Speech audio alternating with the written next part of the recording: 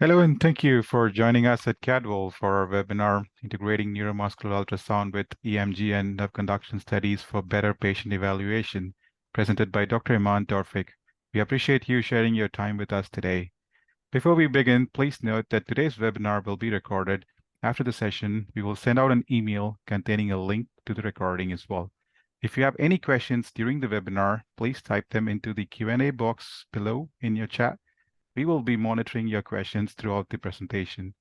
Some questions will be answered live at the 30-minute mark and at the end of the presentation as well, depending on the time. It's my pleasure to introduce today's speaker, Dr. Eman Tawfik, to you. Dr. Eman is a professor of physical medicine and rehabilitation at the Faculty of Medicine, Ain al-Shams University in Cairo, Egypt. She specializes in electrodiagnosis and neuromuscular ultrasound.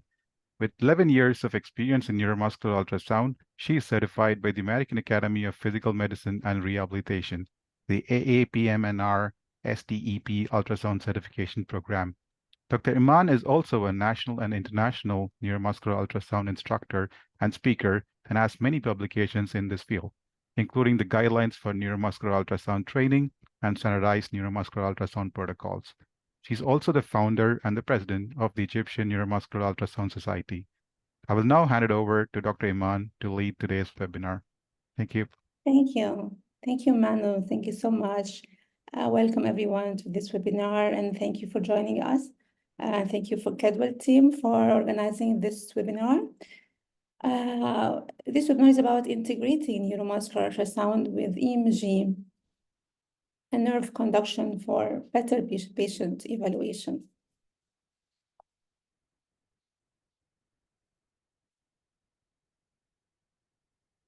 So I'm going to cover these points in this webinar. First, do we need to integrate neuromuscular ultrasound with EMG nerve conduction? We'll talk about some basic concepts, the required knowledge for optimum integration of neuromuscular ultrasound, the domains of integration of neuromuscular ultrasound, added value of neuromuscular ultrasound integration through showing many of my cases, and finally, how to integrate the neuromuscular ultrasound in EMG lab. So first, do we need to integrate neuromuscular ultrasound with EMG or nerve conduction? We all know that the diagnostic workup of peripheral neuromuscular disorders include like lab investigation, genetic biopsy, electrodiagnostic studies, and imaging. And we all know the value of electrodiagnostic studies in diagnosing nerve and muscle disorders. It provides valuable functional information about the severity of the condition, the underlying pathology, whether it is axonal or demyelinating, the chronicity as well.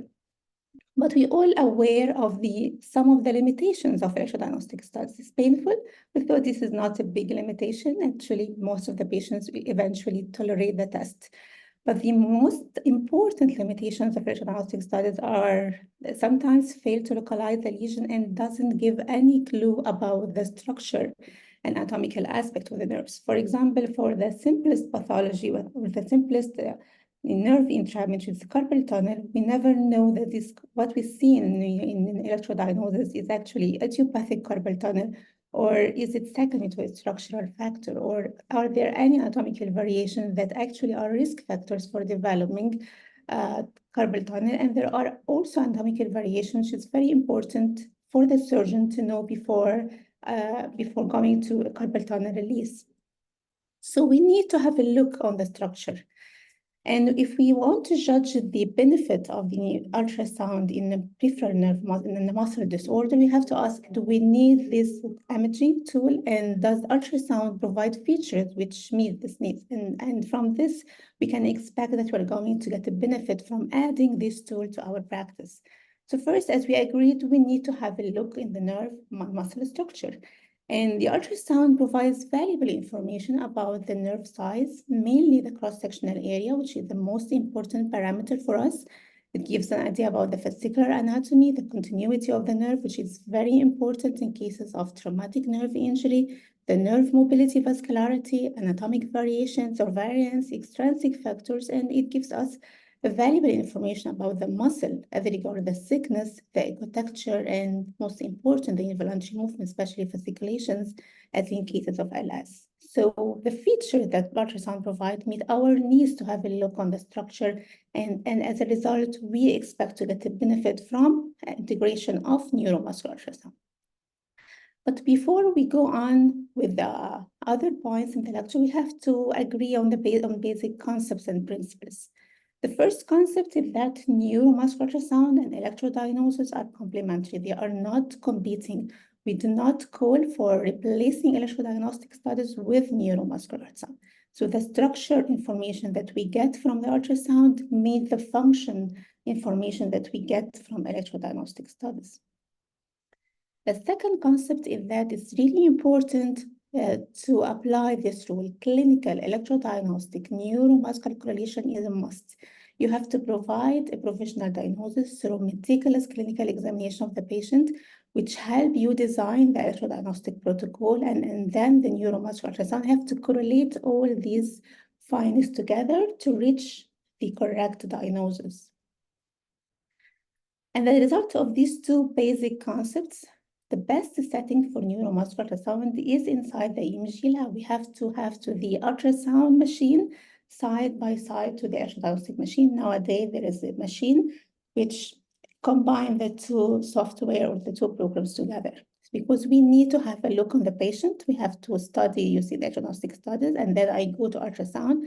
Sometimes after doing ultrasound, I get back to electrodiagnostic test to add another test, for example. So this is really important. The best setting is inside the EMG lab.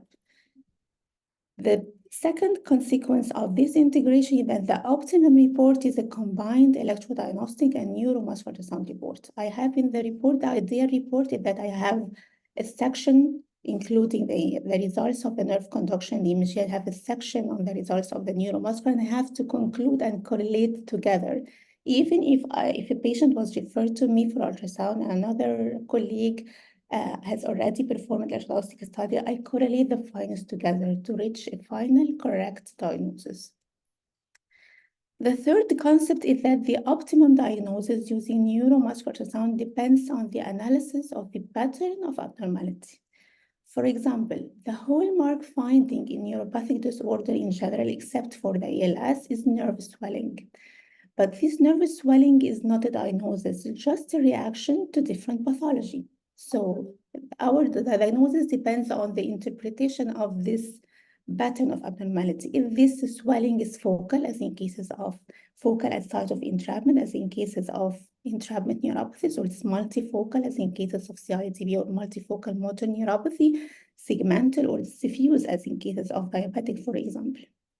The distribution is mononeuropathy, it is multiple nerves or affecting all nerves. And the predominance is affecting mainly the proximal nerves, distal predilection, or affecting mainly specific nerves. So this is really important. The same applies in muscle. So muscle hyperacuity is again a reaction to different pathology. In cases of muscle disease or chronic neuropathic disorder, the muscle will eventually turn hyperechoic due to replacement of the muscle fiber with fat and fibrous tissue. But again, the pattern of muscle hyperacuity is very important. Is homogeneous or inhomogeneous? Like in cases of spinal muscle atrophy, take the appearance of moth-eaten appearance.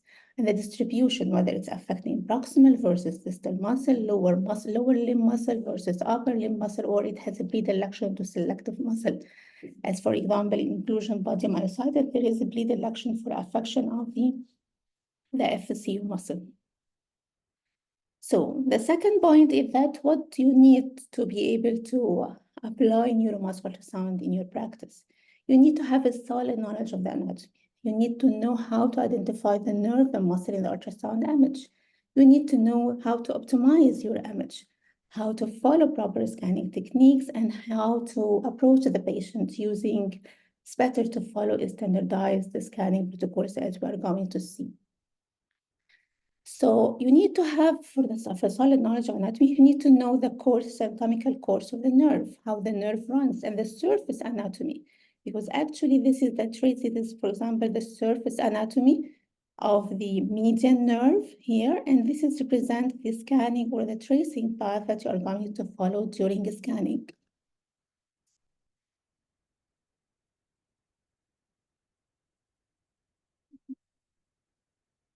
You have to know as well the cross-sectional anatomy. The cross-sectional anatomy is really important because it simply represents the transverse or the axial image that we acquire in ultrasound. For example, this is the cross-sectional anatomy at the level of the mid-forearm. If you can see, if I started here at the midline, you can see this is small yellow structure. This is the median nerve running between this superficial muscle, which is the FDS. This is the most superficial muscle here is the FCR. Underlying the nerve, there are two muscles. The lateral one is the flexor pollicis longus, and this is the FDB. So if I put my probe at the mid-forearm, at the midline, here, you can see this corresponding image. This is median nerve, this is median nerve, this is FDS, this is FDS, this is FCR, this is FCR, and then this is FPL and FDB. If I shift my probe to the medial side, I'll see the other structures here. This is the ulnar nerve, ulnar artery, ulnar nerve, and ulnar artery in the ultrasound image. This is a superficial muscle here, overlying the nerve and the artery. This is the FCU, and the deep muscle is the FDB. Can you see my arrow, right? You can see my arrow. Anyone tell me if you can see Mano? Can you see my arrow, right? Yep, we can see your arrow. Yeah, just checking. So the next is you have to know how the nerve looks like in the ultrasound image. And this is based on the echogenic property of each structure and how each structure reacts with the ultrasound beam. So for example, here we explain this in details during the hands-on, but we'll give you just a hint about how the nerve looks like, the healthy nerve. In the transverse view or the axial view, you will see the nerve looks like a honeycomb structure composed of multiple rounded or oval hypoechoic dots embedded in a hyperechoic backgrounds. And these hypoechoic dots or black dots representing the nerve fascicle, while these bands, these white areas here represent the septum or the between the nerve fascicles. Or the connective tissue between the nerve fascicles, and the outer nerve border will look hyperechoic because it's composed of connective tissue which reflects away the ultrasound beam. And here in the longitudinal view, you can see the nerve look like a cable structure composed of parallel hypoechoic thin bundles alternating with hyperechoic thin lines here representing the connective tissue between the nerve fascicle. This is the outer hyperechoic nerve border. We depend also on the other echogenic property of other tissues to be able to differentiate the nerves from other surrounding structures. Sometimes we need to differentiate between a nerve and a tendon because both could look like each other in a transverse image. And the most important that we use anatomical landmarks as if you are walking on the street and using landmarks in the street to find your way.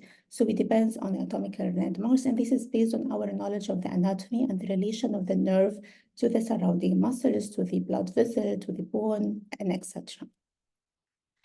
Same, the muscle actually here in the healthy muscle looks in transverse images like predominantly hypoechoic or starry-like. This is in transverse view at the level of the mid-arm, showing the superficial biceps muscle and the brachialis. And here you can see the hypoechoic areas here representing the healthy muscle fascicle and these hyperechoic bands or lines representing the connective tissue between the muscle fascicle. This is the skin, the subcutaneous tissue, the superficial fascia and the thin hyperechoic line overlying the muscle. And this is the septum or the fascia that separates the biceps from the underlying brachialis.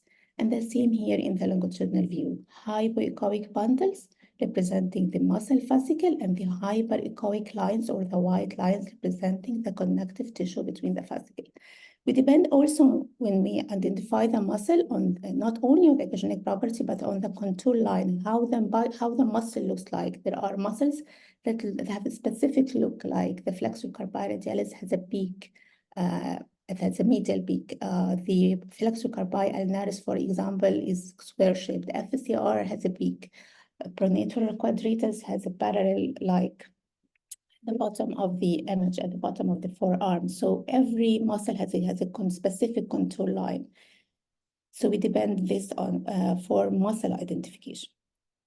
The third requirement you will need to know, or you have to know how to optimize your image. Of course, this is again, we teach these principles during hands-on workshops, But these are the basic parameters that you need to adjust to optimize your image. You need to have the best image to be able to diagnose pathology and for accurate measurement as well. So the basic parameters that you need to adjust are the frequency, the depth, the focal zone, and the gain. The frequency here, if you want to scan superficial nerves here like the median nerve, you have to use high frequency to obtain the highest resolution. This is wideband transducer. This is the lowest frequency, 6, and here I'm using 19, the highest frequency to be able to scan the median nerve. The other hand, if I'm going to scan deep nerves like the sciatic nerve, I have to decrease the frequency to the lowest, and better if you have a curvilinear probe, you have to use it instead of the linear probe. You have to adjust the depth. The depth is the size of the image, and you have to adjust the depth so that you can see the target nerve and the surrounding structures occupying the majority of the screen. This is just brief description of these parameters, but we talk about this. Of course, it needs a demo on the machine. The focal point, this is very important. On all ultrasound machine, you will see like a mark like here, sometimes like an arrow like here, or an hourglass mark, or where it points to the ultrasound beam. You have to adjust this mark at the level of the target structure, whether it's nerve or a muscle. And we usually use one focal point when we scan nerves. This is very important to improve the lateral resolution. And the lateral resolution is defined as the ability to see two structures lying beside each other, perpendicular to the ultrasound beam as two separate structures. So if I want to see, for example, clearly the differentiation between the ulnar nerve and the ulnar artery, I have to adjust this focal point to obtain the best lateral resolution.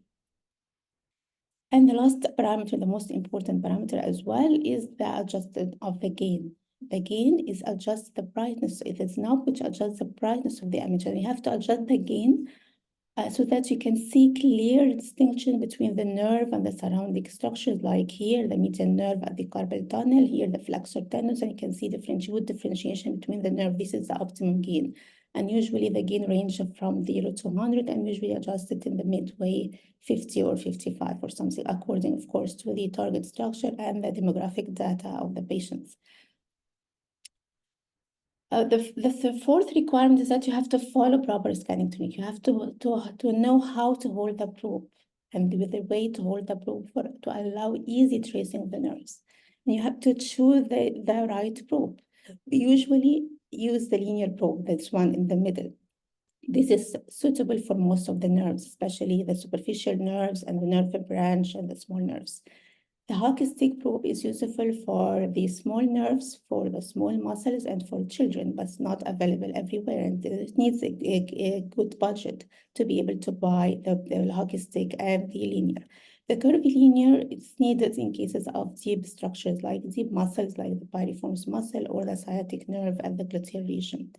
And you have to know as well how to orient your probe during scanning to be able to identify the structures accurately. And this is all techniques. Again, it is a subject of training during the hands-on workshops. And I recommend that you have to follow a standardized scanning protocol. And because a group of experts helped me in designing this, because we needed to have like a protocol that we agree upon to be able to approach the patients using a standardized scanning protocol, because it will eventually lead to a standardized clinical practice all over the institutions and all over the world. So you can just refer to this article if you want to have a look on the scanning protocol of different neuromuscular disorders, including entrapments, polyneuropathies, muscle disease, ALS. And next, we are going to talk about the domains of neuromuscular integration. If you just search at PubMed, you will find more than 50,000 publications in neuromuscular ultrasound, and this results in dozens of applications. There are like huge evidence on the value of neuromuscular ultrasound integration in clinical practice. But I referred this to two articles. The first article is this nice article by one of the pioneers in the field, Professor Francis Walker. Here, this is a paper about the indications of neuromuscular ultrasound based on the review of literature and based on the expert's opinion. And based on the experts that he surveyed in the article, this is a graph showing how ultrasounds add value to practice. So 84% of the experts agree that ultrasound added value in demonstrating local anatomy to a great deal, and in complementing electrodiagnostic studies and identifying unexpected findings. In addition to that, it can help to display fascicular anatomy, evaluate nerve movement, and assessment of nerve and the blood flow. So we can summarize the domains of neuromuscular integration into these categories. You can use it in traumatic neuropathies, in traumatic nerve injuries, in polyneuropathies, brachial plexopathies, muscle disease, and don't forget that you can use ultrasound as well to optimize your nerve conduction EMG techniques. So the added value, this is another really nice article just published last September by a group of experts, and one of them is Dr. David Preston, is the author of the famous textbook about neuromuscular, the electrodiagnostic textbook. So this is they studied the impact of neuromuscular ultrasound on diagnosis and management, and they tried to answer this question. First, did high-resolution ultrasound resulted in a diagnosis and answer the referral question or not? And if it did it simply just confirm the diagnosis without changing the management, or did it add further important information that was not possible using electrodiagnostic studies, and did it impact the clinical decision-making and subsequent patient management? And they retrospectively analyzed all data of their sequential patients who were referred to the Cleveland Medical Center. And they obtained data from about 502 patients collected. The cases included mononeuropathies, brachial plexopathies, and polyneuropathies. And they found that there was abnormal ultrasound findings in 81.7% of the patients. And specific diagnosis was made using ultrasound in 79% of the patients. It was decisive to patient management in over 60% of the patients. And it allowed surgical decision in 68 patients. Actually, in 44 patients, the planned surgery was canceled based on the ultrasound findings. So this is really valuable data and a large prospective study. I believe that, again, in addition to the literature, you can search the literature for the evidence, but I think that the daily clinical practice is the best evidence, where you can see the effect of adding ultrasound, or the added value of adding ultrasound to your practice, and how it impacts the patient diagnosis and the management. So in the next section of the webinar, I'm going to show you many of my cases to demonstrate the added value of neuromuscular ultrasound. So first case, this is a common scenario in electrodiagnostic lab. So a patient with suspected ulnar neuropathy, and you do nerve conduction study, you find this. You find reduced amplitude at all stimulation sites, at the wrist, below elbow, axilla, and even palm. And the problem is that in cases of severe axonal injury like that, we never able to localize the lesion exactly at the elbow, even using the sensitive studies and the in-shape technique, because the amplitude is really dropped. And the problem is that it's very common to see delayed distal latency. But again, you will never able to 100% be sure if this delayed latency represents distal entrapment, or if it's just a secondary demyelination as a result of the loss of the fastest conducting fibers secondary to the severe axonal injury. So this is a patient who has diffuse, reduced the amplitude all over. Inching study was negative. I could not localize the lesion. There is delayed mid-distal motor latency 4.7. Lost the sensory response, inching was negative, and no motor unit in the imaging. And the maximum conclusion I can derive from the electrodiagnostic study that this is a case of severe chronic non-localizing diffuse axonal lesion of the ulnar nerve. I will never be able to tell the referring doctor where exactly if there's entrapment and where exactly if there's entrapment, or if it's another case of non-localizing neuropathy, for example, maybe it's vasculitis or whatsoever. So here you can easily localize the lesion using ultrasound. So this is a transverse or axial image of the ulnar nerve at the mid-forearm. I usually scan the entire course of the nerve in such cases. And you can see the cross-sectional area here is 7 millimeters. This is totally normal. Here at the Guyan canal, here it's 6 millimeters, totally normal. So here I excluded distal entrapment for sure. And if I go more proximal, here just distal to the cubital tunnel. And again, this is 6 millimeter cross-sectional area, is completely normal. And at the cubital tunnel, at the nerve passes between the two heads of the FCU, it is minimally enlarged, it's 10 millimeter square. But this is okay, it's accepted, it's borderline. But then at the ulnar groove here, this is the medial epicondyle, this is the olecranon, this is the ulnar nerve of the ulnar groove, and you can see there is an abrupt focal swelling here. This is reaching 28 millimeters square. Maximum for the ulnar, we talk about 10 millimeters square. And this is a longitudinal view. You can see here abrupt change in the diameter, this huge enlargement of the nerve caliber or the nerve diameter. Even by inspection, you don't even need to measure this. So in such a case, and actually at the mid-arm and the axilla, the cross-section return to normal. So this is a finding of focal swelling of the ulnar nerve at the ulnar groove, which is the site of entrapment. So this is the case of ulnar neuropathy at the elbow. So neuromuscular ultrasound in this case localized the lesion at the elbow and excluded distal entrapment. I'm sure that the delayed latency, distal latency I saw in the nerve conduction, it does not reflect distal entrapment. So case number 2 is very interesting case. This is a 14 years old boy presented with left foot drop of 6 months duration. The history is really vague. There is no history of clear trauma. There's no history of IM injection. And the referring doctor suspected entrapment. Maybe the child like sits leg over leg, or maybe there is a kind of entrapment. And then this is the nerve conduction for the left common fibular nerve. There is lost motor response from the ETP. There is a small response, so there is like small response from the tibialis anterior and peroneus longus. Here, the tibial nerve motor study is completely normal, and there is chronic axonal, clear axonal change reaching over 7 millivolt. There is chronic axonal change, large motor units in the EMG study. So here, this is a case based on the nerve conduction imaging. The sensory response was lost. It is a case of severe non-localizing axonal, chronic axonal lesion of the left common fibular nerve.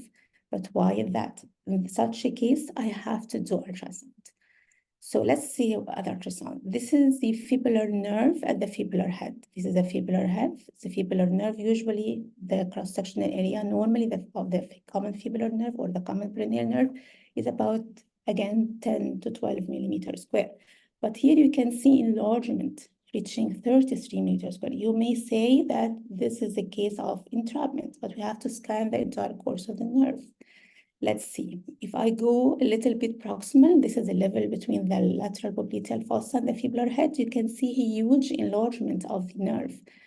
This is reaching 49 millimeters square. How large is that? I was really astonished to see this. I never see like this big common fibular nerve. And you can see again as well, there is enlargement and the swelling of the fascicles of the nerve.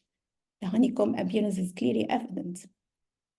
This is comparison side to side comparison. This is the healthy side, reaching 11 millimeters square, and this is the lateral popliteal fossa. This is the disease side, reaching 56 millimeters square. So it is diffuse enlargement of the common fibular nerve. This is even at the fibular tunnel. Can you see the fascicles, how large the fascicles are? And even at the apex of the popliteal fossa, where the tibial and the common fibular should join to form the sciatic, you can see the fibular nerve is much larger even than the tibial. Normally, the tibial is much larger than the fibular nerve, and it's reaching 63 millimeters square. So the conclusion of neuromuscular ultrasound in such a case, there is a marked diffuse enlargement of the left common fibular along the entire course with marked enlargement of the nerve fascicle. And of course, I cannot know with ultrasound the exact pathology, but based on the sonographic picture, this is a case either it could be neurolipoma, fibroblipoma, this is a differential diagnosis, hamartoma, and nerve sheath tumor, although the nerve did not show Doppler signal. And this is the surgical picture. This is the operation by Professor Ibrahim Abdel Mohsen from Neurosurgery Department. And you can see this is the nerve. And you see how large it looks like what we have seen in ultrasound. It looks like beads and how the fascicles are enlarged. And it actually turned out by histopathology. It's a case of lipofibromatosis hamartoma, which is a benign tumor in which the adipocytes proliferate inside the nerve cell and forming a neural tumor like that. So case 3 is again a child, 12 years old girl, again with right foot drop, similar to the previous case. Again, very vague history, no history of trauma or IM injection. And you can see the same electrodiagnostic picture, lost or even very small compound muscle action potential from the ETB. There's still no response proximal, response from the tibialis anterior and peroneus, which is a case of diffuse axonal, no localizing sign again. But here you can see the tibial nerve on the right affected side and the non-affected side. There is a difference in the amplitude, which may denote like a minimal affection of the tibial nerve. And there were chronic axonal change in the fibular end as well as the tibial. So this is a case not of common fibular. The EMG identified the case as a chronic, diffuse, non-localizing axonal sciatic lesion. But again, why the child has such severe diffuse axonal lesion of the right sciatic nerve? And let's see here. This is the common fibular nerve at the fibular head, 6 millimeters square. Is fine. Here at the apex of the popliteal fossa. Here, this is the common fibular and tibial with an average cross-sectional area. And as I go proximal, still the sciatic nerve at the proximal thigh. This is 33 millimeter accepted for the sciatic. But then as I go proximal, I found this. This is about the gluteal region, or the just before the gluteal region. This is reaching 61 millimeters square. This is an abrupt swelling of the sciatic nerve. As I go further proximal, it reached 1.29 centimeters square. This is huge for the sciatic nerve. And you can see this is hypoechoic enlargement. So the neuromuscular ultrasound revealed marked hypoechoic swelling of the right sciatic nerve at the gluteal region. And this pattern we don't see in IM injection. There was no history of IM injection. It is a segmental diffuse swelling, not just at a point, not just at the gluteal region, just along the entire gluteal region, not just the upper quadrant. So this, again, nerve tumor was suspected, especially neurofibroma and intraneural perineuroma. I don't have the surgical picture of this patient, but I'll show you the video of the scanning. Here is the sciatic nerve. As I go proximal toward the gluteal region, you can see how the nerve become hypoechoic and markedly enlarged. Can you see how huge is that? Of course, you have to adjust your focus and the depth and the lowest frequency. This huge swelling of the sciatic. And as I turn the probe, you will see this is huge swelling. This is the gluteal region, just under the gluteus maximus muscle. And this is the longitudinal view. You can see how big it is in the longitudinal view. The muscles again showed chronic denervation sign. You can use as well the muscle ultrasound to see the viability of the muscle. So in this case, the tibialis anterior is atrophic and hyperechoic, denoting chronic denervation. This is the peroneus longus as well. This is the healthy side, this is the affected side. And actually the patient underwent surgical exploration and histopathology revealed this is a case of neurofibroma of the sciatic nerve. So it's clear in the previous 3 cases that electrodiagnosis could determine which nerve is affected, of course, the chronicity of the condition, the severity, its underlying pathology, there is axonal or axonal with secondary demyelination. But it couldn't localize the lesion. It couldn't determine the cause of neuropathy, while ultrasound localized the lesion, determined the cause of neuropathy, and allowed the methodological management of the patient, or was decisive for the management. So this is a rule. Whenever you meet a patient or you find a patient with diffuse, axonal, non-localizing mononeuropathy, you have to do ultrasound. This is essential. So case 4. Case 4, this is a patient presented with chronic left foot drop, but nerve conduction was clear.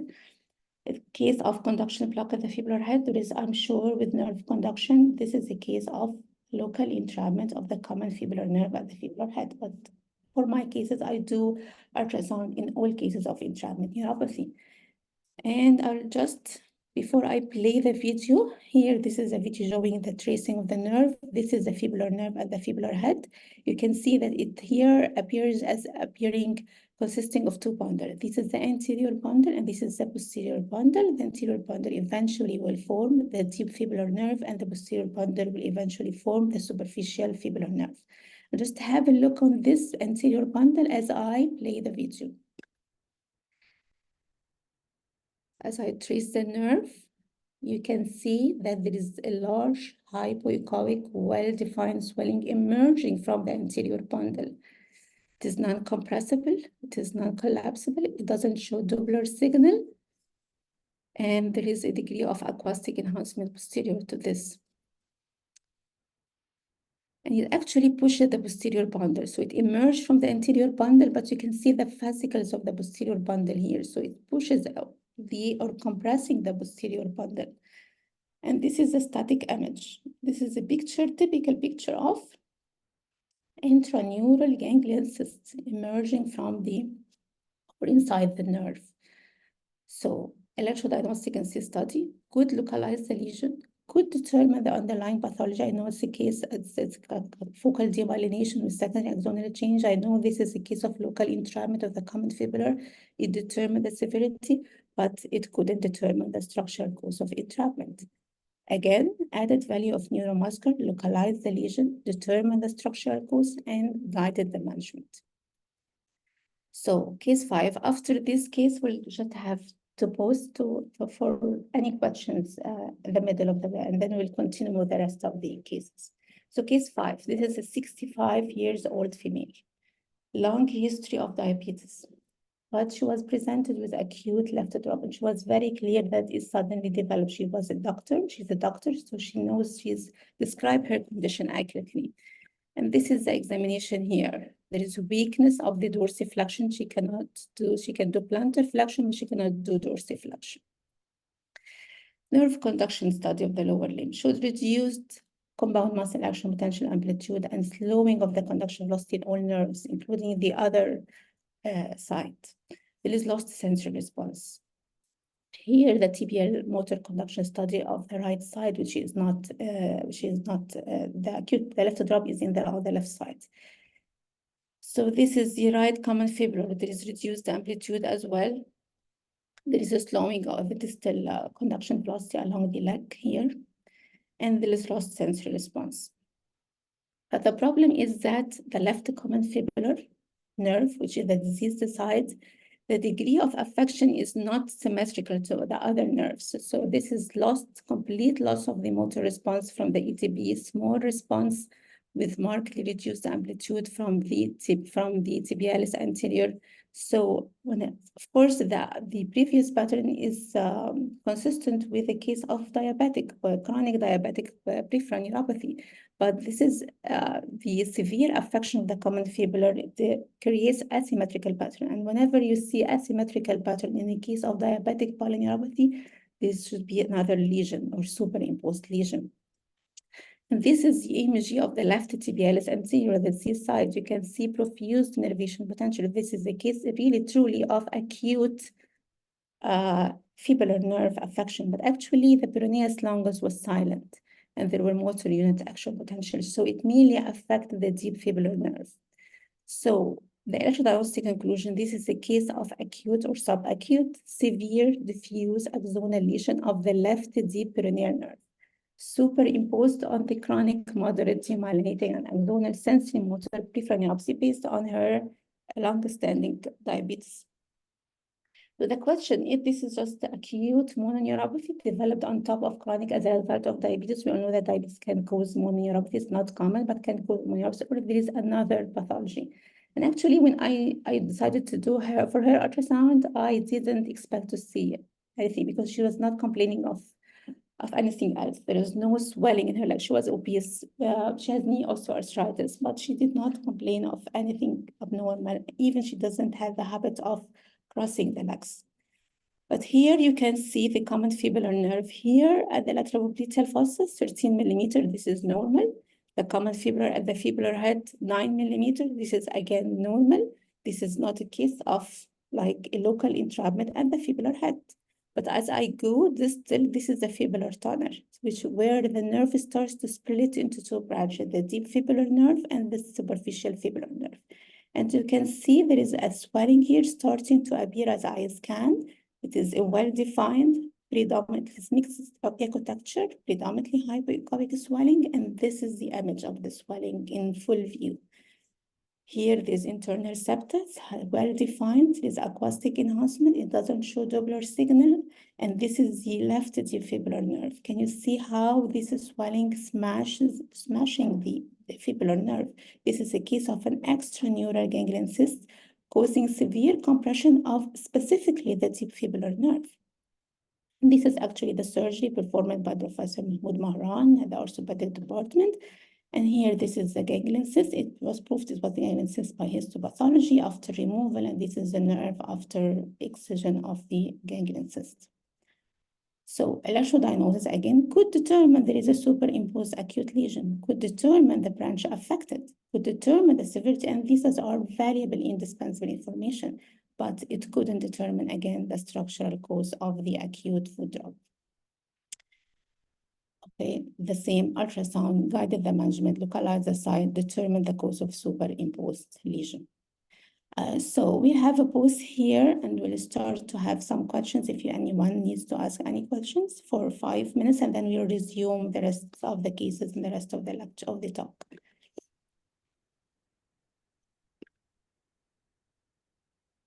Doctor, we didn't receive any clinical questions. We just had received one, which we're trying to get more clarity, so we can review it with you during the session. The others were more generic, so we have just replied to them. So thank you. Okay. You want me to answer this question now? What you we just asked for more clarity on the question, so we'll get back to you maybe towards the end of the session. There is a question in the question and answer chat box. Thank you for your words. I have one question. What do you suggest for beginners from where they should start to learn basics? I will answer that at the end of the talk, because I have like few slides about this. So I will answer your questions. So I will just guide you through the steps at the end of the question, at the end of the talk. You will see that.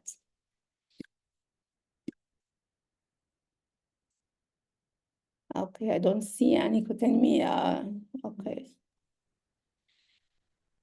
So, why did you consider the ulnar case severe? This is your question. Because actually there was severe axonal affection. There is markedly reduced amplitude all over. There is lost sensory response. There was no motor unit action potential in the EMG study. So for me, it is a case of severe axonal ulnar neuropathy. Of course, diffuse axonal, non-localizing ulnar neuropathy.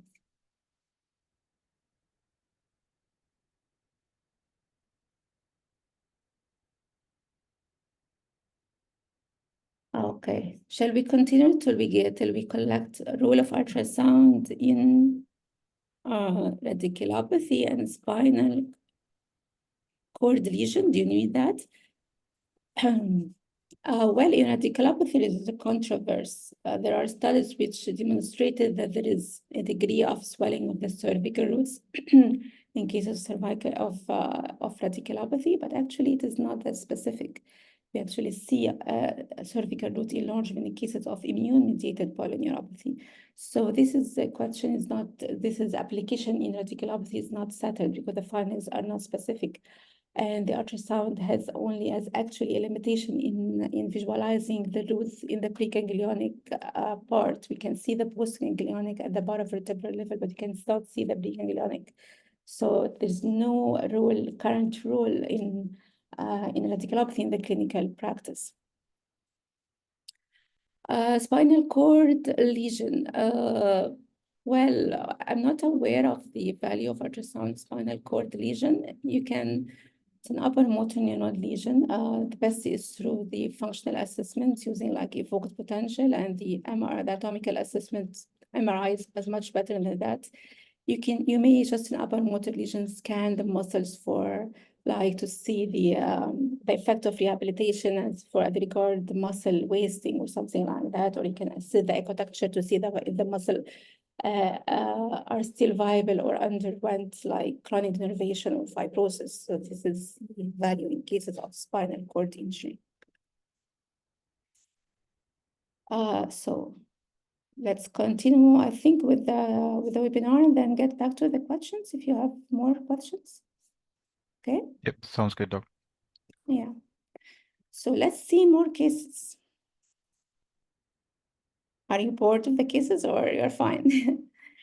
So this case is 6-year-old man presented with right hand numbness and weakness. And that's the way history of chronic cervical disease. It was a well-known case of chronic disc prolapse, multiple disc prolapse, but he was presented with severe wasting of the ulnar innervated hand muscle. And actually it was unnoticed by the patient. The patient was on diet.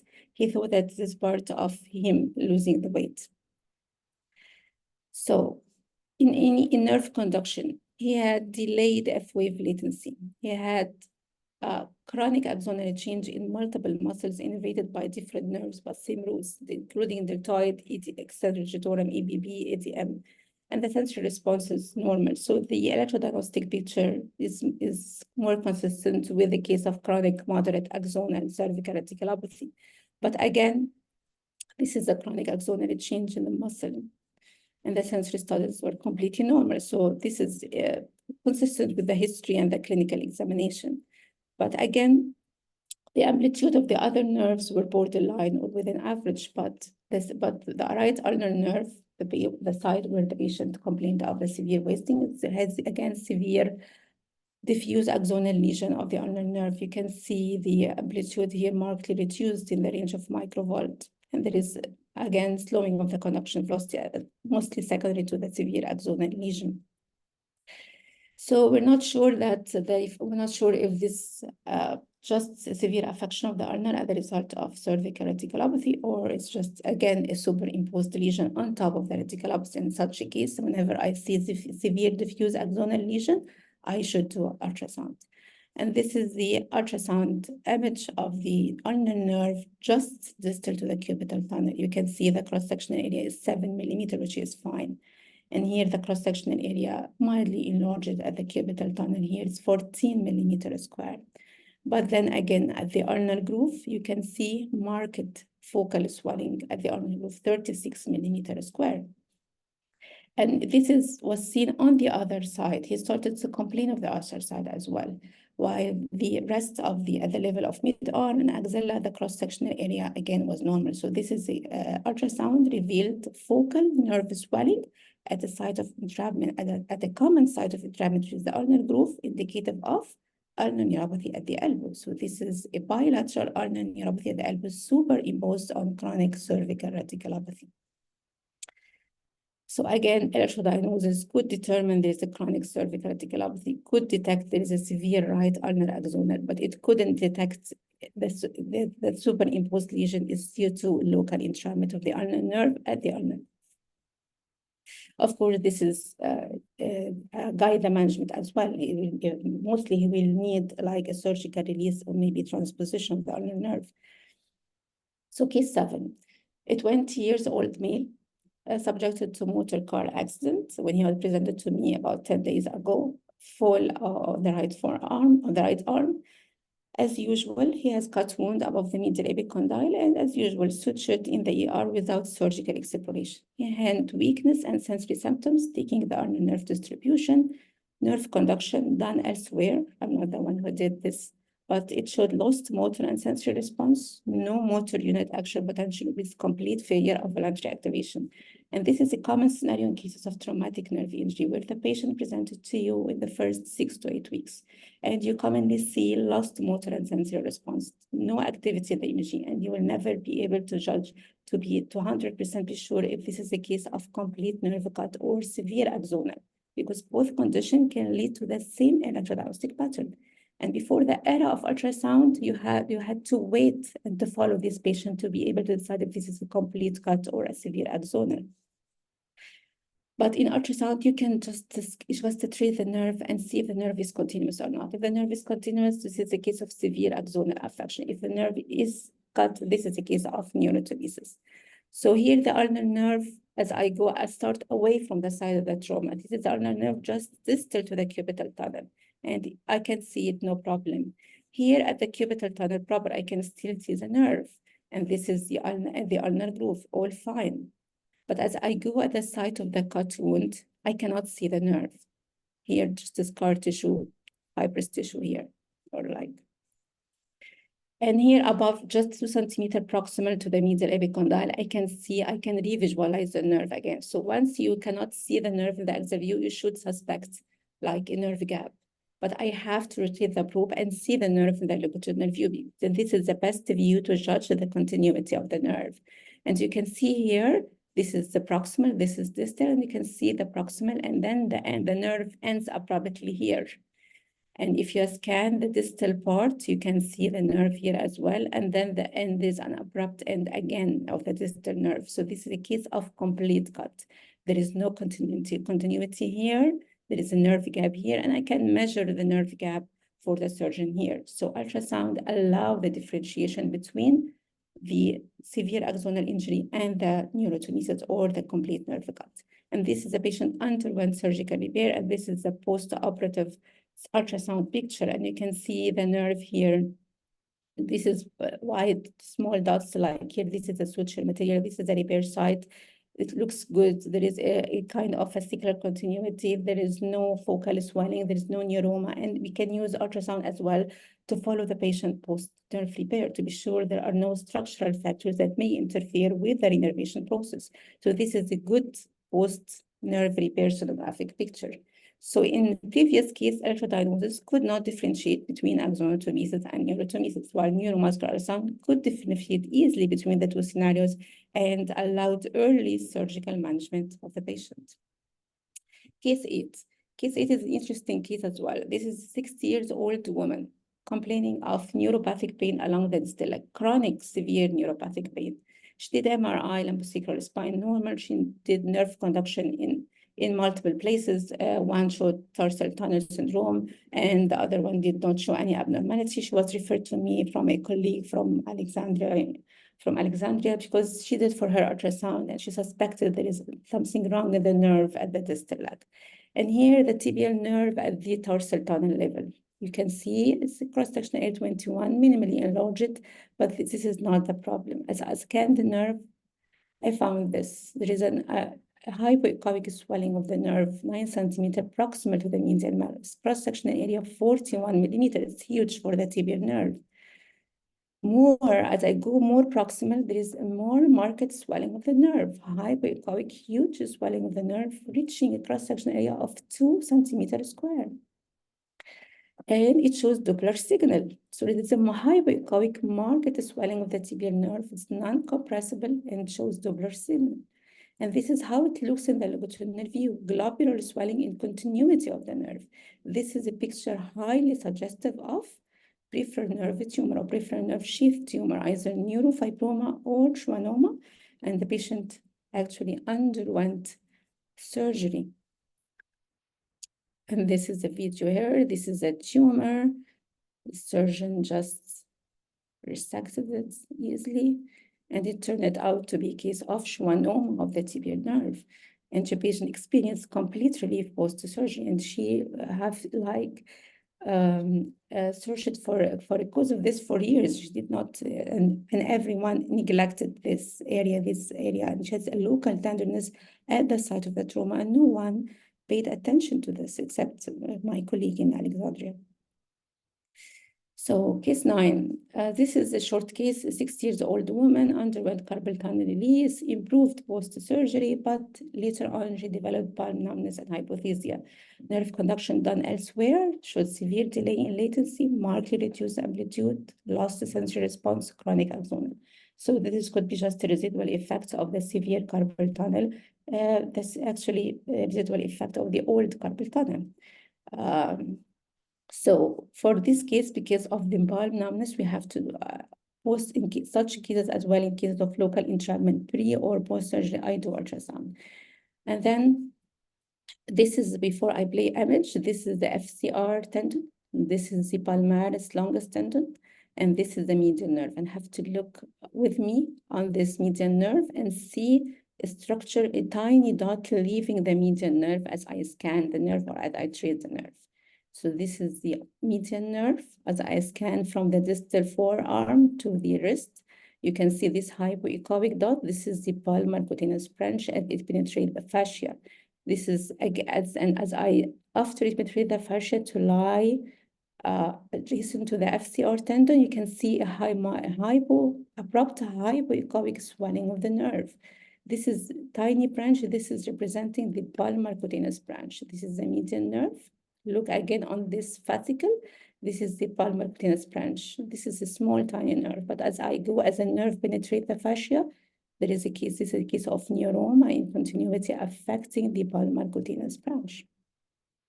So we can see actually the small nerves and the tiny nerves and small branches. It's much better than the MRI. MRI cannot capture such small structures. So case 10. Case 10, this is patient presented with gradual progressive weakness and wasting of the hand muscle. Again, long history of diabetes. She was completely uncontrolled. Electrodiagnostic studies showed markedly reduced amplitude in all nerves, lost the sensory response. Maybe she is diabetic polyneuropathy, severe, uncontrolled, so it may affect again the lower and the upper limb. But the problem is that there was denervation potential in the hand muscle. There was no fasciculation, and there was huge, large motor unit action potential.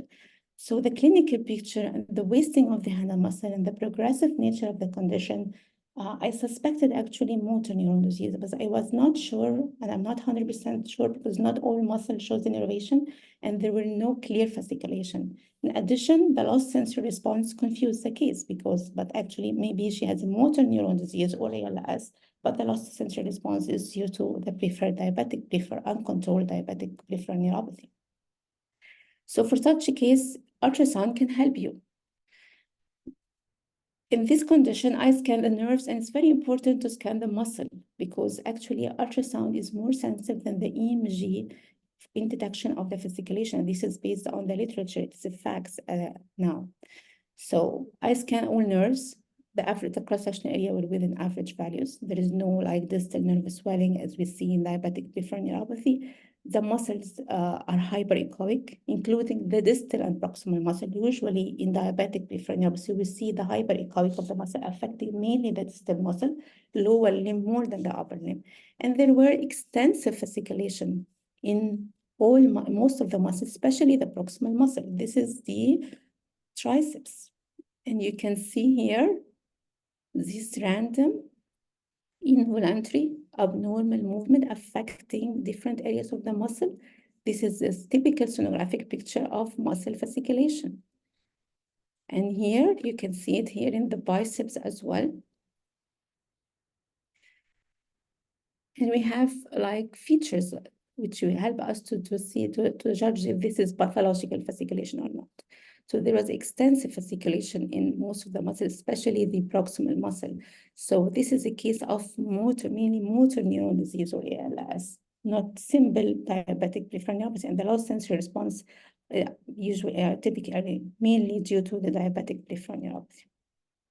Don't forget the value of neuromuscular ultrasound, not in ALS, but as well in immune-mediated polyneuropathy. And now it is recommended in the new guidelines by the European Academy of Neurology that you can use imaging in cases of clinical possible CIDP to help you to diagnose cases of CIDP. And it's based on the literature and the evidence, and you can scan the nerves at multiple sites, especially the median nerve at the mid-forearm and the mid-arm and the cervical root as well. And if you find a certain criteria, it will allow you to diagnose a case of CIDP if you are not sure if this is a case of CIDP. But this is approved in adults, not in children as well. And you can refer to this guideline to check for the recommendations of this article. The last case I'm going to show is that this case. This case is 30 years old man.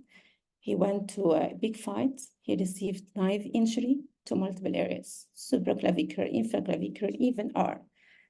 5 months ago. He was complaining of tingling and numbness along the lateral forearm and weakness of the elbow flexors. And he did nerve conduction done elsewhere and just concluded there is a musculocutaneous axonal injury. He was referred to me actually for musculocutaneous nerve ultrasound, just to see if the nerve is there is neuroma or anything structural abnormality in the nerve. But then, given the site of the end of the multiple knife injury, I had to scan the brachial plexus as well, not just the musculocutaneous nerve. So this is the brachial plexus at the interscalene level. You can see these hypoechoic structures. It is representing the trunks of the brachial plexus between the anterior scalene and middle scalene. This is a superficial sternocleidomastoid. This is normal. The trunks are normal. And this is the cervical root, C5 and 6, and this is the longitudinal view, normal. So here, this is the supraclavicular area. So I excluded lesion in the supraclavicular area. And actually scanning the musculocutaneous nerve, don't have the ultrasound images of the musculocutaneous, but it was completely normal. There was no gut, there was no neuroma, and no scar tissue encasement or whatsoever. But as I scanned the infraclavicular area, this is the infraclavicular area. Here, the area of the cords, you can see the axillary artery, you can see the axillary vein partially collapsible, you can see this is the medial cord, this is the posterior cord, but you can see the lateral cord here. It is hypoechoic compared to the other cords and it is enlarged. So the lesion is actually in the lateral cord at the infraclavicular area. It's continuous, it's not cut. And here is the longitudinal view. You can see this is abrupt change in the diameter of the cord. There is a focal constriction here. So, and there is a scar tissue here pushing or causing traction of the cord. So this is like just the focal constriction and traction of the cord by the scar tissue at the infraclavicular. So the added value of neuromuscular ultrasound in such cases excluded this musculocutaneous nerve structure affection and excluded supraclavicular plexus injury. It identified the site of the lesion, identified which cord is affected, confirmed cord continuity, excluded neuroma. It's not a case of neuroma, just a case of pinching or traction of the cord by the scar tissue that formed as a result of the injury. So I think it's clear from all the previous cases that neuromuscular ultrasound provided valuable structural information that cannot be obtained. Again, electrodiagnostic is highly valuable to obtain the functional information, but ultrasound provided additional structural information. It changes the diagnosis in case of mononeuropathy or suspected local entrapment. It impacted the management. It detected the cause of superimposed lesions on top of peripheral neuropathy or cases of cervical reticulopathy, differentiated between complete cut and severe axonal and traumatic, differentiated between the ALS and diabetic polyneuropathy, and differentiated between brachial plexus and peripheral nerve lesion. And actually, you can see it was useful in most of the peripheral nerve disorder, mononeuropathy, superimposed lesion, traumatic injury, brachial plexopathies, polyneuropathies, ALS. Even you can see the small nerves and you can see pathology in the main nerves as well as the small nerve and small branches of the nerve. Furthermore, at last, don't forget the value of neuromuscular ultrasound, which can help you to optimize nerve conduction imaging. This is an area of integration of neuromuscular ultrasound in the EMG lab. You can use the ultrasound before the nerve conduction. In case of difficult nerves, you cannot obtain the response, like in cases of myalgia paraphatica, where there are anatomical variation in the course of the nerve and may not be able to capture the response using the routine recording size. And you have to scan the nerve to check for the course of the nerve and just put your electrodes based on the ultrasound tracing. This is what we call pre-nerve conduction nerve mapping. If the anatomy is disturbed for cases of ulnar nerve subluxation or dislocation, or patient underwent ulnar nerve transposition, you want to know the exact site of the nerve to be able to do the nerve conduction study. If the landmarks are not clear, if the patient is obese, you can guide near nerve stimulation. You can do it before inching to increase the yield of, as in cases of CIDP and multifocal, to increase the yield of finding conduction blocked in nerve conduction. If you find an area where there is a focal swelling of the nerve, you can do inching along this segment to be able to see the conduction, the proximal conduction block. Don't forget, again, the value of ultrasound optimizing the EMG study. You can use it pre-EMG to detect the depth of the deep muscle, to see if there are neurovascular structure, especially in patients on anticoagulants, to use the optimum muscle for EMG. If you find the muscle viable, then or partially viable, it is suitable for EMG. But if you find it fibrotic, it's no value to do the EMG. You can use it ultrasound-guided EMG in deep, difficult muscle as tibialis posterior or risky muscle like diaphragm. And you can do it as well post-EMG scan if you cannot see activity in the muscle. You want to be sure if the muscle is atrophic or fibrotic and why you don't get activity from the muscle. So I will answer the last question I will cover, or the answer is how to start integrating the neuromuscular ultrasound in your practice. There are two main steps. First, get a machine and then acquire the skill.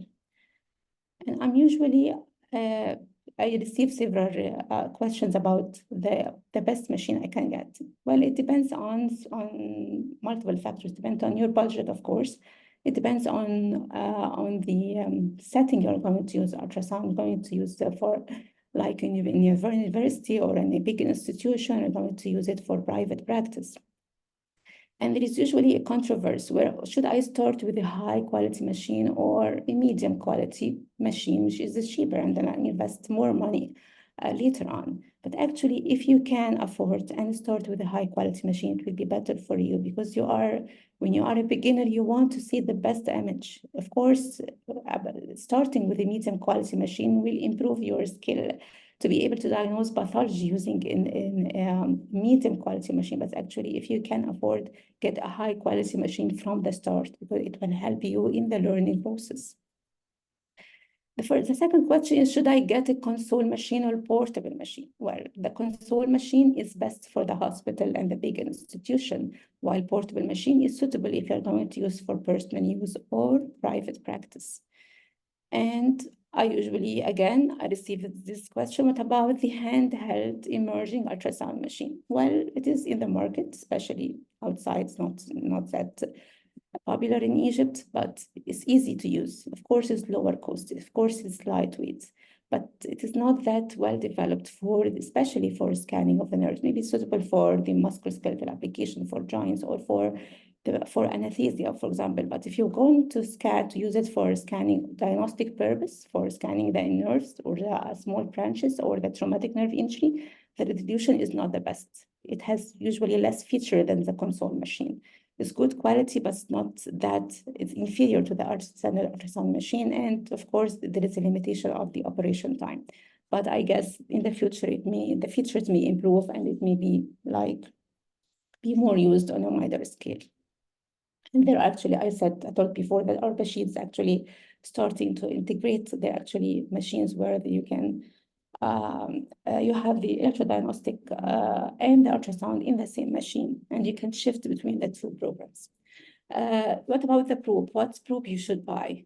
You have to, the must and routine, you have to buy the linear probe. The linear probe with a frequency in the textbook, more than 12 megahertz is needed for nerve scanning, but actually the highest frequency are the best. So try to obtain a machine with 18 megahertz or higher.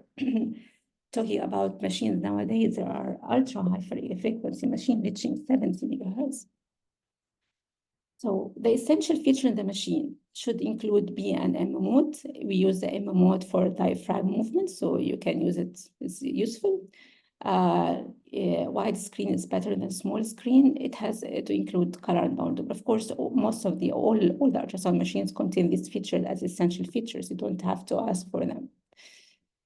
But it's very important as well to choose a machine which includes image enhancing features like compound imaging and tissue harmonics, because these imaging enhancing features help you to get a better image. For example, this is the median nerve without using the image enhancing features. The median nerve here, the flexor tendons here. But here, with using the enhancing features, you can see the median nerve and the clear distinction. So it clarifies the boundaries between the tissues. It removes the artifact. So imaging enhancing features are really important, and most of the current ultrasound images contain this feature, the compound imaging and the tissue harmonics. So the second question is how to learn the skill, how to start this.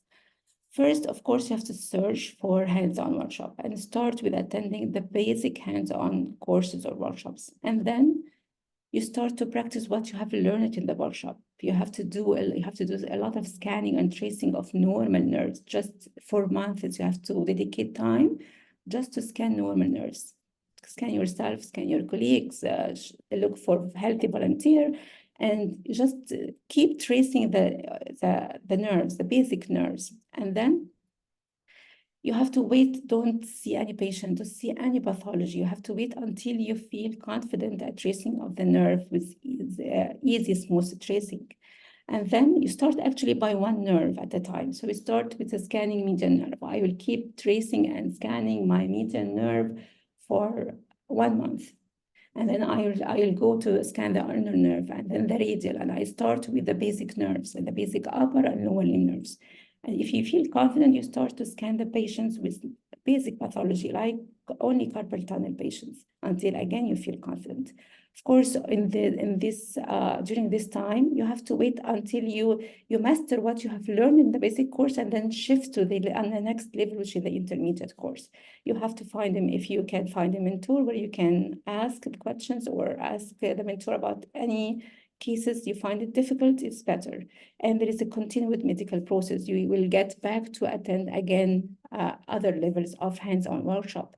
And this is the process. It's long learning process, but it needs dedication, it needs effort, and it needs time, but it's worth it, I promise. And you can use, we have tried this, you can use guidelines for the neuromuscular. This is our article published in 2019, where we as a group of experts have recommended guidelines for neuromuscular ultrasound training, because we wanted to have an agreement on what we should teach the participants in every educational level. What should I teach in the basic or the intermediate or the advanced? And how can you grade this knowledge? And actually, you can use that for your guidance. You can use these guidelines to know how to start. So we categorize the information that you should know. You should know anatomy, of course. And in the basic level, you should focus on the anatomy of the basic nerves. And then in the intermediate level, you should focus on the anatomy of the other uncommon nerves and the important branches. And the advanced level, you should focus on the anatomy of the small nerve, the brachial plexus, the cranial nerves. And what about the syndromes? You have to focus in the basic level on the common entrapment neuropathies, and don't jump on the other pathology like the polyneuropathies or myopathies or diaphragm. These are topics of intermediate level. And the advanced level, the brachial plexus belong to the advanced level.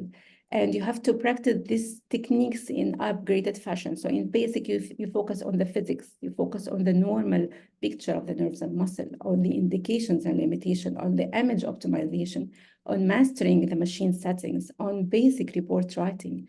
And then after you master these techniques, you have to shift to the intermediate level, scanning of nerve branch, looking for the pattern of nerve and muscle involvement in neuromuscular disorders, and etc.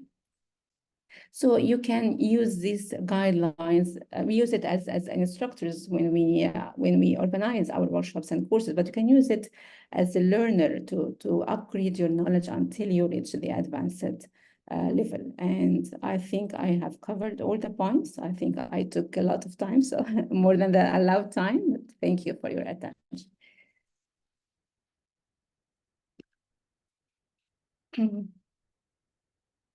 So we have some questions, Dr. on the.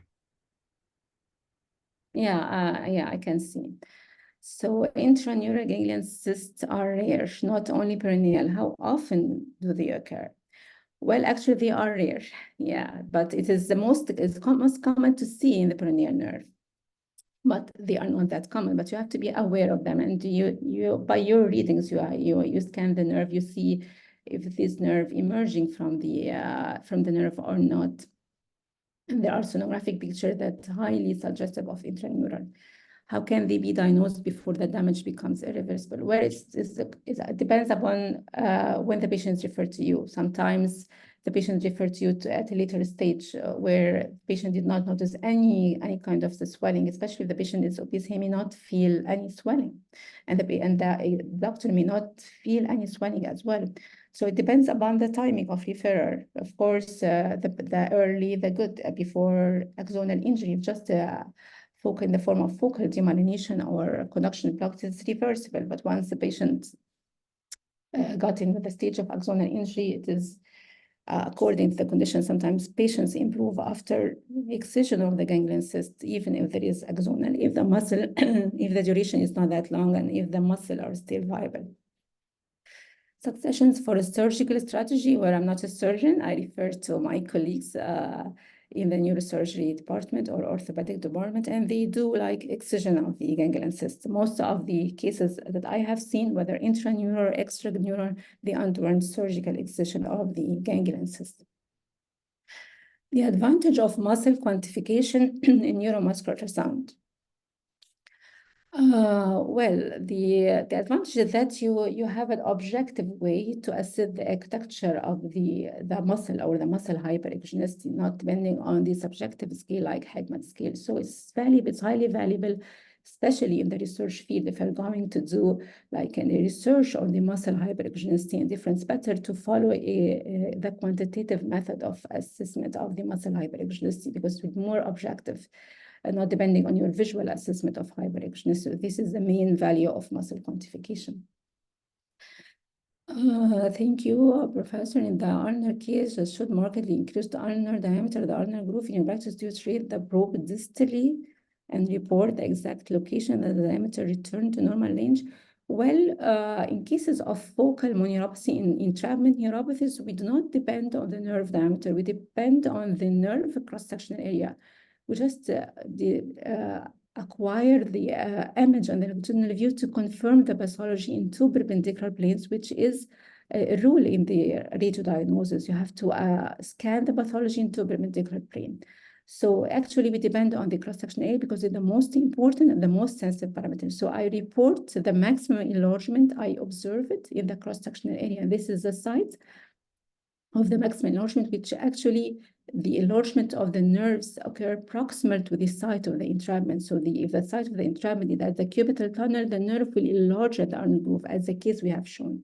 So I report the site of maximum enlargement. I clarify that this is denote that the entrapment is at the cubital tunnel for the surgeon, but I don't report the diameter, because the diameter sometimes are misleading, because if you change it like a millimeter of your alignment, the diameter will change. So we don't depend on the measurement of diameter. We just see it.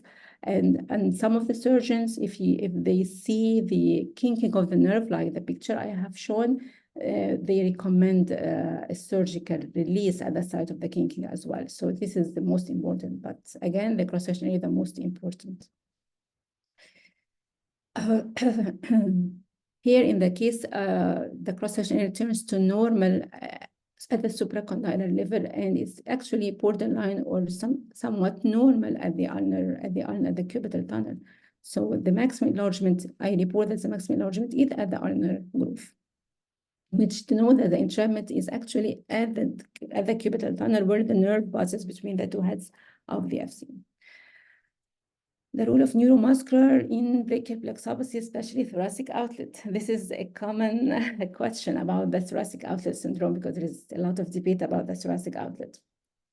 We can use ultrasound for the thoracic outlet. Of course, sometimes the MRI is much better in that, but actually ultrasound can sometimes show us the cervical rib at the interscalene loop, and there are specific sonographic signs. If there is a compression of the medial of the cords and the divisions at the supraclavicular level, we will see like a fibrous band called kinking and enlargement of the medial cord, what is known as sickle sign in the ultrasound. And sometimes the problem is that if the lesion is, if the entrapment or the thoracic outlet syndrome is at the infraclavicular level and the patient is obese or muscular, this limits our ability to see the cords at the infraclavicular. So at the infraclavicular level, maybe the MRI is much better, but we can see some ultrasound features in thoracic outlet. So if we can see them, it is a good positive, but it's not a good negative. If we cannot see, it does not entirely exclude. And the other utility of ultrasound in thoracic is we can use it for dynamic assessment. We scan the brachial plexus during the provocative maneuver of thoracic outlet, and we see if there is a compression or a change in the size of the brachial plexus with this dynamic maneuver. We met a case of radiculopathy with suspected ALS on top, so how ultrasound can help. Nerves will show large caliber or small atrophic. Where for the ALS, typically we see normal cross-section area. Sometimes we see a small cross-sectional area, which may indicate a kind of nerve atrophy. But again, we don't have reference values for the lower limit of the nerve cross-sectional area. So I can see based on my experience that this nerve looks atrophic, but this is not a specific picture. It's not recommended as a criterion for ALS, but it depends on the mainly in ultrasound on the fasciculation, on the presence of course, fasciculation can happen in radiculopathy, but usually we don't see it in chronic radiculopathy that much. So we see fasciculation widespread in the proximal muscle as well as in the tongue muscle with hyperechogenicity of the muscle of the proximal and the distal muscle, indicating wide chronic muscle denervation. In the presence of normal cross-section area, we can say that this is ALS. But in cases of radiculopathy, I will not see mostly fasciculation. In pathological muscles like biceps, triceps, and the quad and the tongue muscle, I don't see this in cases of radiculopathy. So this is how we are going to differentiate between a case of radiculopathy with a superimposed ALS. Rule of ultrasound in neuromuscular junction, there is no current rule in neuromuscular junction. We cannot see the neuromuscular junction using the ultrasound, the current ultrasound resolution. So we can use it just to exclude any other differential diagnosis, for example, myopathic disorders or anything other differential diagnosis for neuromuscular, but there are no sonographic picture that can help me to diagnose neuromuscular junction disorder, mainly, of course, the repetitive nerve stimulation or the single fiber.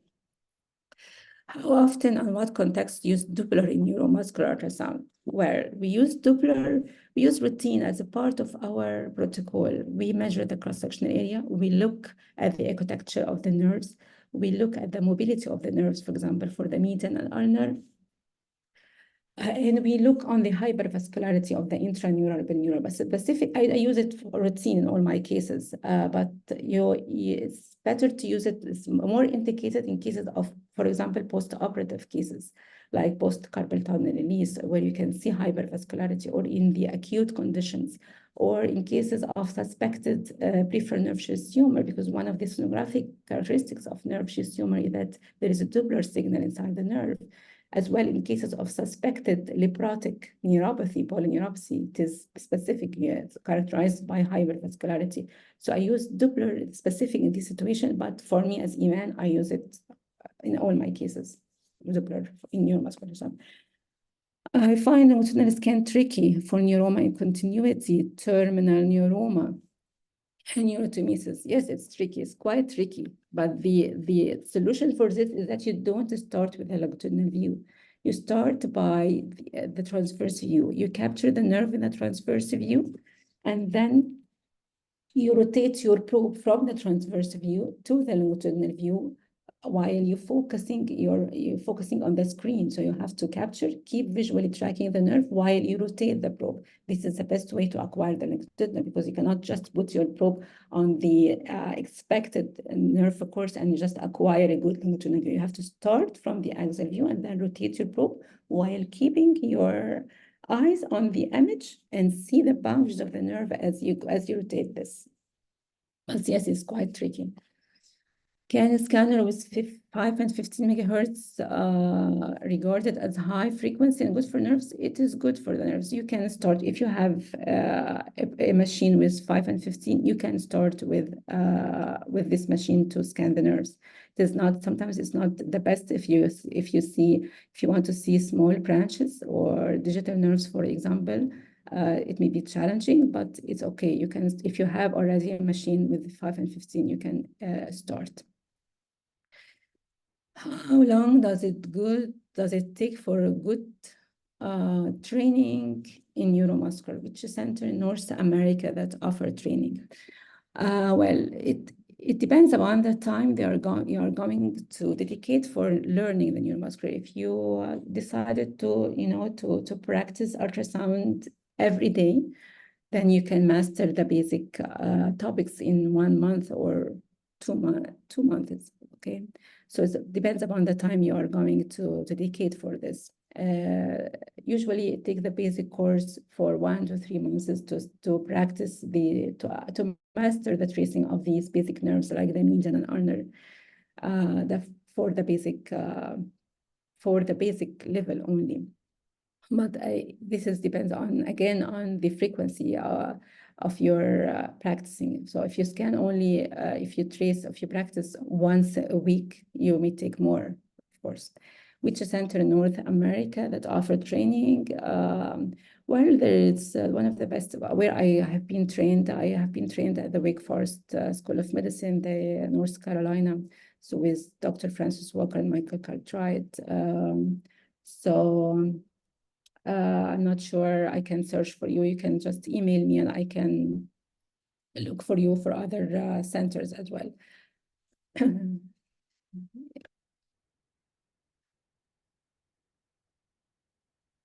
How to contact schizophrenic ascending patients? Well, yeah, my email is on the screen. I'm sharing the screen. So this is my official email. You can just send me an email for any questions. Okay, thank you. Oh, thank you. Thank you, Dr. Eman, for presenting this engaging session. We appreciate your insights, for sharing these clinical case examples with us. We were all excited.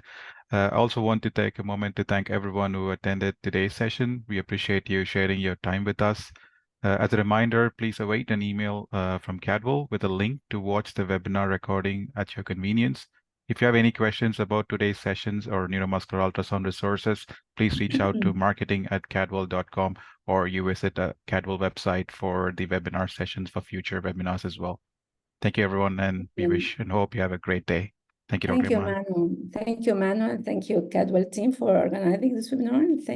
And thanks to all participants and for the nice discussions and questions. And this is my email if anyone wants to ask me any further questions. Thank you. Good to see you. Thank you. Thanks, Doctor. Thank you.